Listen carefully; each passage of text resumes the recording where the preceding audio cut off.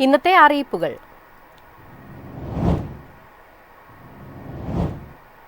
Aadhaar card പുതുക്കാനുള്ള സമയപരിധി വീണ്ടും 1 വർഷത്തേക്ക് നീട്ടി. സമയപരിധി ഞായറാഴ്ച അവസാനിക്കാനിരിക്കെയാണ് നീട്ടിയത്. ഫീസില്ലാതെ ആധാർ കാർഡ് ഉടമകൾക്ക് അവരുടെ വിവരങ്ങൾ 2026 ജൂൺ 14 വരെ അപ്ഡേറ്റ് ചെയ്യാം. ഇതിനോടകം തന്നെ നിരവധി തവണയാണ് സൗജന്യമായി ആധാർ അപ്ഡേറ്റ് ചെയ്യാനുള്ള സമയപരിധി കേന്ദ്രം നീട്ടിയത്. സമയപരിധി വീണ്ടും നീട്ടിയില്ലായിരുന്നുവെങ്കിൽ ജൂൺ 14 ശേഷം വിവരങ്ങൾ അപ്ഡേറ്റ് ചെയ്യണമെങ്കിൽ ഫീസ് നൽകേണ്ടി വരുമായിരുന്നു. ലക്ഷക്കണക്കിന് ആധാർ കാർഡ് ഉടമകൾക്ക് പ്രയോജനം ലഭിക്കുന്നതിന് വേണ്ടിയാണ് സമയപരിധി നീട്ടിയതെന്ന് UIDAI അറിയിച്ചു. മൈ ആധാർ പോർട്ടൽ വഴി മാത്രമാണ് സൗജന്യ സേവനം ലഭിക്കുക. ആധാർ എടുത്തിട്ട് 10 വർഷം കഴിഞ്ഞെങ്കിൽ കാർഡ് ഉടമകൾ വിവരങ്ങൾ അപ്ഡേറ്റ് ചെയ്യണമെന്നാണ് നിർദ്ദേശം. പക്ഷേ ഇത് നിർബന്ധമല്ല.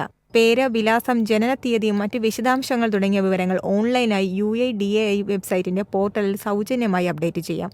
അതേസമയം ഫോട്ടോ, ബയോമെട്രിക്, ഐറിസ് തുടങ്ങിയ വിവരങ്ങൾ അപ്ഡേറ്റ് ചെയ്യണമെങ്കിൽ അടുത്തുള്ള ആധാർ കേന്ദ്രങ്ങളിൽ പോകണം. News desk MyFin TV. KYC മാനദണ്ഡങ്ങളിൽ ഭേദഗതി വരുത്തി റിസർവ് ബാങ്ക്. ഉപഭോക്താക്കളുടെ KYC അപ്ഡേഷന് ബാങ്കിംഗ് കറസ്പോണ്ടന്റിന് അനുവാദം നൽകിക്കൊണ്ടുള്ളതാണ് പുതിയ ഭേദഗതി.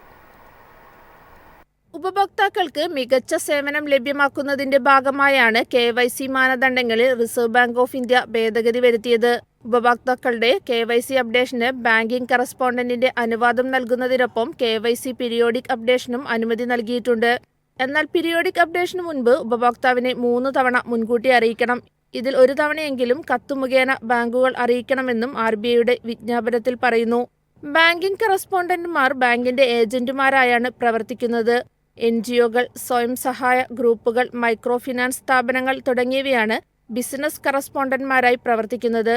കരാർ അടിസ്ഥാനത്തിലാണ് ഇവർ പ്രവർത്തിക്കുന്നത്. ബാങ്കിൽ നിന്ന് ആവശ്യമായ അനുമതി ലഭിച്ചിട്ടുണ്ടെങ്കിൽ പ്രദേശത്തുള്ള കടയുടമയ്ക്കും ബാങ്കിംഗ് കറസ്പോണ്ടന്റുമാരായി പ്രവർത്തിക്കാവുന്നതാണ്.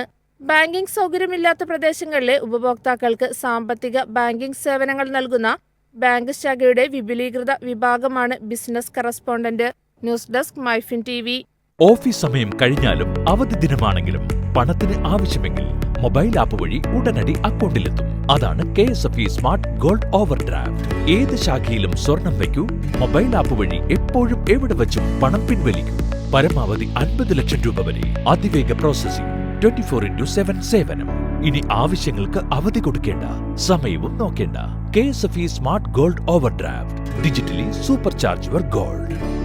സംസ്ഥാനത്തെ എല്ലാ സർക്കാർ രക്തബാങ്കുകളിൽ നിന്നുള്ള വിവരങ്ങൾ ലഭ്യമാക്കുന്ന ആപ്ലിക്കേഷൻ ഉടൻ സജ്ജമാക്കുമെന്ന് മുഖ്യമന്ത്രി Pinarayi Vijayan. Blood bank traceability application എന്ന കേന്ദ്രീകൃത സോഫ്റ്റ്വെയർ പ്ലാറ്റ്ഫോമാണ് ഇതിനായി തയ്യാറാകുന്നത്. ആപ്ലിക്കേഷൻ യാഥാർത്ഥ്യമാവുന്നതോടെ എവിടെ നിന്നും രക്തബാങ്കുകളിലെ വിവരങ്ങൾ ലഭ്യമാകും. സംസ്ഥാനത്തെ സ്വകാര്യ രക്തബാങ്കുകളെയും ഈ സോഫ്റ്റ്വെയറിന്റെ ഭാഗമാക്കുന്നതിനുള്ള നടപടികൾ നടന്നുവരികയാണ്. സ്വകാര്യ രക്തബാങ്കുകൾ കൂടി രജിസ്റ്റർ ചെയ്യുന്നതോടെ സംസ്ഥാനത്ത് ലഭ്യമായ ഓരോ തുള്ളി രക്തത്തെക്കുറിച്ചുമുള്ള വിവരങ്ങൾ ഒരൊറ്റ പ്ലാറ്റ്ഫോമിൽ ലഭ്യമാവും. അടിയന്തരമായി ചികിത്സ വേണ്ട രോഗികൾക്ക് ഉടനടി രക്തം ലഭ്യമാക്കാനും സാധിക്കും. രോഗിക്കായി രക്തം അന്വേഷിച്ചുള്ള അലച്ചിലുകളിൽ നിന്നും കൂട്ടിരിപ്പുകാർക്ക് ഇതുവഴി ഒരു മോചനം സാധ്യമാവുകയാണെന്ന് മുഖ്യമന്ത്രി പറഞ്ഞു. 100% സന്നദ്ധ രക്തദാനം നടക്കുന്ന ഒരു നാടായി നമ്മുടെ നാടിനെ മാറ്റിത്തീർക്കേണ്ടതുണ്ട്. ആ ലക്ഷ്യത്തിലേക്കുള്ള സുപ്രധാന ചുവടുവെപ്പാണ് രക്തബാങ്കുകളെ ബന്ധിപ്പിച്ചുള്ള ബ്ലഡ് ബാങ്ക് ട്രേസബിലിറ്റി പ്രൊജക്ട് എന്നും മുഖ്യമന്ത്രി അറിയിച്ചു. News desk MyFin TV. Kerala തീരത്ത് നിന്ന് പിടിക്കുന്ന മീനുകളിൽ രാസവസ്തുക്കൾ കലർന്നിട്ടില്ലെന്നും അവ ഭക്ഷ്യയോഗ്യമെന്നും Central Institute of Technology director George Ninan. പ്രാഥമിക പഠനത്തിലാണ് കണ്ടെത്തൽ. എറണാകുളം മുതൽ തിരുവനന്തപുരം വരെയുള്ള വിവിധ ഹാർബറുകളിൽ നിന്ന് മത്സ്യഫെഡ് ശേഖരിച്ച മത്സ്യത്തിൻ്റെയും വെള്ളത്തിൻ്റെയും സാമ്പിളുകളാണ് പ്രാഥമിക പഠനത്തിന് വിധേയമാക്കിയത്. പഠനത്തിൽ മത്സ്യം ഭക്ഷ്യയോഗ്യമാണെന്ന് കണ്ടെത്തി. കൂടാതെ തീരത്തെ ജലത്തിൻ്റെ pH നിലയും സാധാരണമാണ്.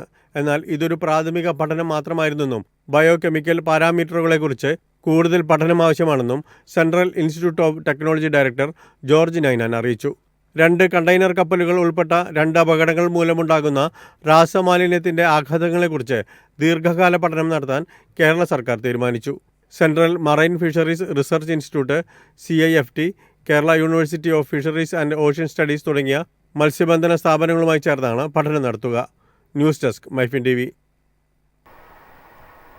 രാജ്യത്തെ മികവുറ്റ കുട്ടികളെ ആദരിക്കുന്നതിനായി കേന്ദ്ര വനിതാ ശിശു വികസന മന്ത്രാലയം ഏർപ്പെടുത്തിയ പ്രധാനമന്ത്രി രാഷ്ട്രീയ ബാൽ പുരസ്കാർ 2025 അപേക്ഷ ക്ഷണിച്ചു. മറ്റുള്ളവർക്കായി അസാധാരണ ധീരത പ്രകടിപ്പിച്ച, അസാധാരണ കഴിവുകളും മികച്ച നേട്ടങ്ങളുമുള്ള sports, social service, science and technology, environment, arts and culture and innovation മേഖലകളിൽ കഴിവ് തെളിയിച്ച കുട്ടികളെയാണ് അവാർഡിന് പരിഗണിക്കുന്നത്. അപേക്ഷകൾ awards.gov.in എന്ന പോർട്ടലിലൂടെ സമർപ്പിക്കാം. 5-നും 18-നും ഇടയിൽ പ്രായമുള്ള ഇന്ത്യൻ പൗരനും ഇന്ത്യയിൽ താമസിക്കുന്നതായ ഏതൊരു കുട്ടിക്കും അവാർഡിന് അപേക്ഷിക്കാം. ഓൺലൈൻ അപേക്ഷാ ഫോമുകൾ ജൂലൈ 31-നകം സമർപ്പിക്കണം.